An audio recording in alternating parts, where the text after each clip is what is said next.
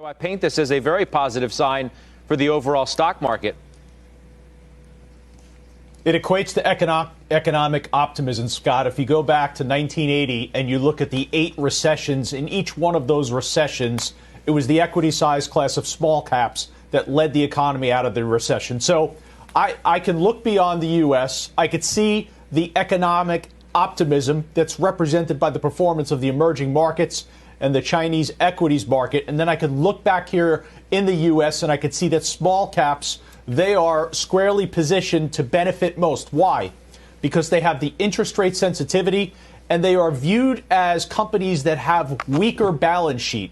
So a company in a weaker balance sheet in an environment as we've experienced over the last 6 months, where certainly we saw economic contraction, as you're coming out of that, that's the place to be. It works for both small cap value and growth. They're both performing well. Understand healthcare is the primary sector within the Russell. So there is a large focus on healthcare, but it goes beyond that. It's energy, it's financials, and it's certainly a place that investors should be and should continue to be. Kerry, let's not forget, right? Small caps, mid caps usually lead on the way up, usually lead on the way down. So better if you're long the market that small caps and the Russell are going up in the manner in which they have. It's been pretty astounding. That's right, Scott. Now, what's particularly interesting about small caps, and I would define it as any stock between 300 million and 2 billion market cap, there are about 1,500 of those names total that are publicly traded in the U.S. And if we went back to September, the total value of all those companies was about $900 billion. Apple is more than twice that. If you look at Microsoft and Amazon, each of those companies are much more than the entire universe of small caps.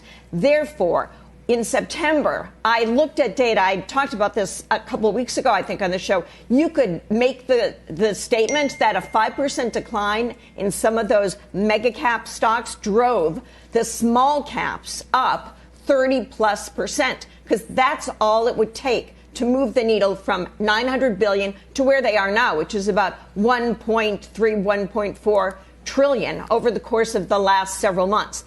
I think that you need to understand that in some of these sectors, biotech, there is much more risk in some of those companies, and they don't have a multiple because there's no earnings, and financials and industrials will be much more likely to be selling at reasonable market caps. Yes, more risk, more return, because you're starting at a lower base. That's what the market looks at, and that makes sense. For investors, we recommend, and we do own this type of portfolio, we have a mix of names that are $1 billion market cap and names that are 2 trillion market cap. So if you run the gamut, you have some protection on the capitalization side, and diversification by industry sector and by multiple. How expensive is the company is also important to consider when you're building your own portfolio. Yeah. Why small caps, big names, though, right? Shake Shack's up 54% just year to date. Congrats, Josh Brown, on that. As he told us yesterday, he was adding to that. Stitch Fix is up 48%. I mean, some of these names are, fairly widely held. Macy's is up 37%. You get a housing play in KB Home up 29%. Papa John's 26%. Wingstop 25%. Names we don't talk about every day. We should give these companies more credit. 26 is a company you own, is up 24%. Yeah, 26 reported a great quarter yesterday, so it's following through. It's got lots more upside in the right space, optical, lasers, 5G. I agree with everything that Kerry said. I agree with everything Joe said.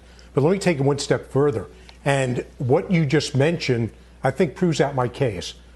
I'm not really looking at the indices. I mean, it's great. I look at it in terms of just fun to look at. But I'm really bottoms up. And every stock that you mentioned meaningfully outperformed the indices. So it truly is a stock picker's market. You can add to those names small ones, Vuzix, which has gone from 3.5 up to 15. Or you can go with a stock like Moderna, which was small cap, and now it's 70 billion.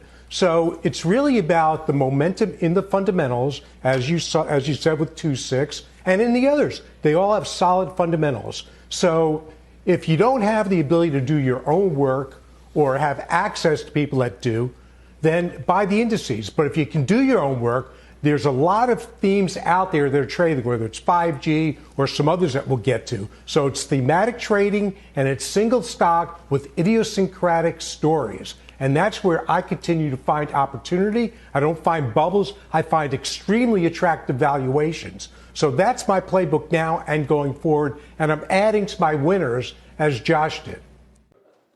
Shepard Smith here. Thanks for watching CNBC on YouTube.